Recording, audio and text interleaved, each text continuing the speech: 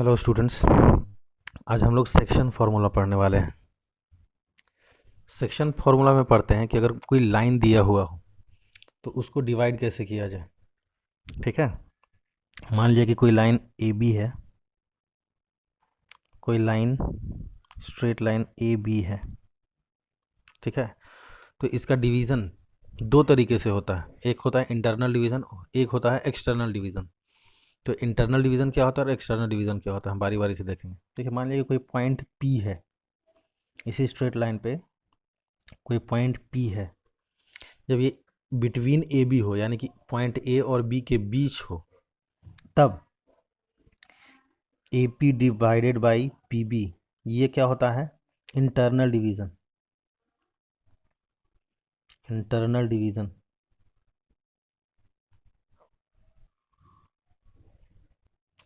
और ये कब होगा? जब पी पॉइंट कहाँ हो? पॉइंट ए और पॉइंट बी के between point A and B. ठीक है, अब दूसरा केस आता है कि मान लिया कि एक स्ट्रेट लाइन ए बी है और कोई एक point extension to A B, यानी कि ए बी के बीच ना होके इसी स्ट्रेट लाइन पर कहीं बाहर कोई एक पॉइंट पी है। ठीक है, यानी कि ए और बी के बीच में नहीं है, ए और बी के बाहर है, लेकिन इसी के एक्सटेंशंस में है, इसी स्ट्रेट लाइन में है। ठीक है, तो इस केस में अब A P divided by P B क्या होगा? External division.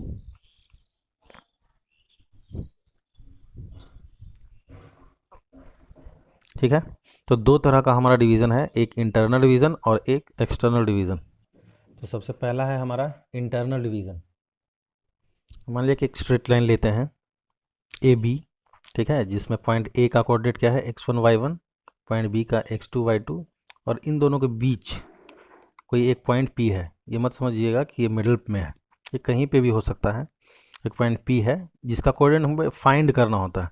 ठीक है, x y ये फाइंड करना है। और मान लिया कि ये p जो है वो ए बी को किस रेशियो में डिवाइड कर रहा है? m1 m2 रेशियो में ये डिवाइड कर रहा है। अब हम कुछ कंस्ट्रक्शन कर लेते हैं। हम पॉइंट ए बी और पी तीनों से परपेंडिकुलर लेते हैं एक्स एक्सिस पे, फिर इन पॉइंट से परपेंडिकुलर लेते हैं कंस्ट्रक्शन लाइन पे। तो इस तरह से हमारा एक कंस्ट्रक्शन तैयार हो गया। अब देखिए, अब हम लोग ट्रायंगल ए पी सी और पी बी डी, ये दोनों ट्रायंगल देखते हैं। इन दोनों को एंगल को देखिए, ये एक स्ट्रेट लाइंस पे ही बने हुए एंगल्स हैं और ये क्या है? ये पैरेलल लाइंस है। तो ये दोनों एंगल्स क्या होंगे? सेम होंगे। ठीक है, और ये दोनों लाइन क्या है? ये क्या है? परपेंडिकुलर। यानी कि अब ये दोनों ट्रायंगल में देख लीजिए, ये एंगल इक्वल टू ये एंगल और ये एंगल इक्वल टू ये एंगल। तो ऑब्वियस सी बात है कि ये एंगल भी किसके इक्वल होगा? इसके इक्वल होगा। ठीक है, क्योंकि ट्रायंगल का तीनों एंगल कितने के बराबर होता है? 180 डिग्री। ठीक है, तो दो एंगल इक्वल होंगे तो तीसरा एंगल ऑटोमेटिकली इक्वल होगा। और जब तीनों एंगल इक्वल होगा तो ये दोनों ट्रायंगल क्या होगा? सिमिलर होगा। ये दोनों ट्रायंगल क्या होगा? आपस में सिमिलर ट्रायंगल्स होंगे। ए सर्वांग समता आप लोगों ने पढ़ा होगा, जिसको समांतर त्रिभुज भी कहते हैं। तो फिर सिमिलर ट्रायंगल का प्रॉपर्टी इसमें यूज़ करते हैं हम लोग।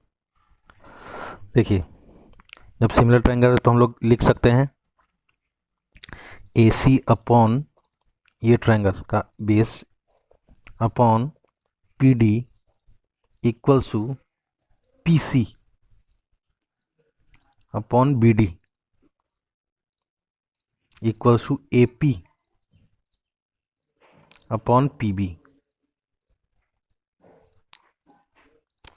और A P upon P B हमें पता है क्या है? ये क्या है? m1 अपॉन m2, ये हमको पता है। अब बारी बारी से हम सबका वैल्यू निकालेंगे, क्योंकि कोऑर्डिनेट्स हमें सबका पता है, तो बारी बारी से हर एक का हम वैल्यू निकालेंगे। अब देखिए, ए सी, अगर ए सी की तरफ देखते हैं तो ए सी किसके बराबर है? एल एम के बराबर। अगर एल एम का लेंथ हम निकालना चाहें तो सबसे पहले हमको क्या करना पड़ेगा? इस पूरे लेंथ में से ये लेंथ माइनस करना पड़ेगा, यानी कि O M minus O L करना होगा। और ये पूरा लेंथ कितना है? इसका कोऑर्डिनेट कितना है? एक्स। इसका एक्स कोऑर्डिनेट कितना है? एक्स। तो ओ एम किसके बराबर होगा, एक्स के बराबर।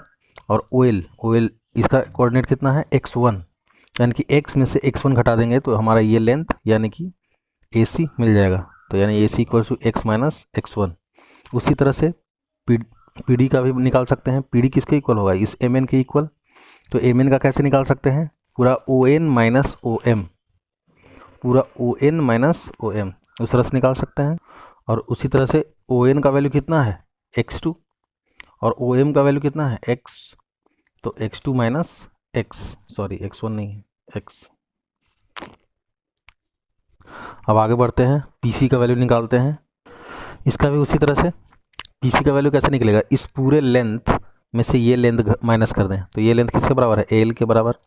और ये पूरा लेंथ यानी कि इसका y कोऑर्डिनेट कितना है, y, तो ये पूरा लेंथ किसके बराबर हो जाएगा, y के बराबर। और ये इसका लेंथ कितना है, इसका y कोऑर्डिनेट कितना है, y1, यानी कि y में से y1 माइनस कर दें तो हमको ये लेंथ मिल जाएगा। तो इसलिए y में से y1 माइनस किया, pm minus C M, pm minus C M, ये माइनस किया तो y माइनस y1। अब निकाल लेंगे bd का उसी तरह से।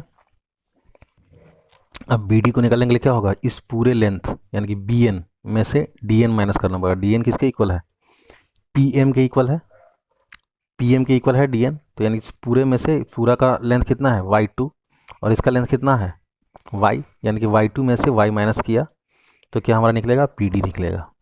अब इन सारे वैल्यूज़ को यहाँ पुट करते हैं, ठीक है। तो ऊपर ये रिलेशन हमें मिला था, ठीक है। और बारी बारी से सबका वैल्यू हम यहाँ पर पुट करते हैं। AC का value x minus x1, PD का value x2 minus x equals to PC का value y minus y1, BD का वैल्यू y2 माइनस y, और AP M1 PB का M2, ठीक है। तो इस तरह से एक रिलेशन मिलता है। तो बारी बारी से हम M1 और M2 के साथ इन दोनों को कंपेयर करते हैं, ठीक है। ये मान लिया कि हमारा ये फर्स्ट, सेकेंड और थर्ड, ठीक है। तो सबसे पहले हम फर्स्ट एंड थर्ड के साथ कंपेयर करते हैं, ठीक है। तो हमको कुछ इस तरह से मिलता है, तो इस तरह का रिलेशन मिलता है। अब इसको क्रॉस मल्टीप्लाई करते हैं हम लोग। अब x के टर्म को एक साथ और x1 के टर्म को एक साथ करते हैं, सॉरी सिर्फ x के टर्म को एक साथ करते हैं। तो ये x के टर्म को एक साथ किया, इसको इस तरफ ले गया और इसको इस तरफ ले गया, ठीक है। तो x का टर्म हमारा एक साथ आ गया, यहाँ से x कॉमन लेंगे तो हमारा ये आता है, ठीक है। अब यहाँ से हम x का वैल्यू निकाल सकते हैं। तो इस तरह से x का वैल्यू निकाला है, ये इस तरफ जाके डिवाइड में हो जाएगा। तो m2 प्लस m1 को m1 प्लस m2 भी लिख सकते हैं। तो इस तरह से हमको x कोऑर्डिनेट मिला किसका, p का, जो कि डिवाइड कर रहा था m/n पे, लेकिन हमको y कोऑर्डिनेट भी निकालना है। तो जिस तरह से इन दोनों रिलेशन को हम लोगों ने कंपेयर किया, उसी तरह से इन दोनों को भी हम कंपेयर करेंगे। और सिमिलरली हमें y कोऑर्डिनेट भी इस तरह से मिल जाएगा। y कोऑर्डिनेट इक्वल्स टू सिर्फ x2 की जगह पर y2 होगा, x1 की जगह पर y1, और बाकी सारा उसी तरह से होगा इसका रिलेशन भी। तो इस तरह से हमें x और y कोऑर्डिनेट मिल गए पॉइंट P के।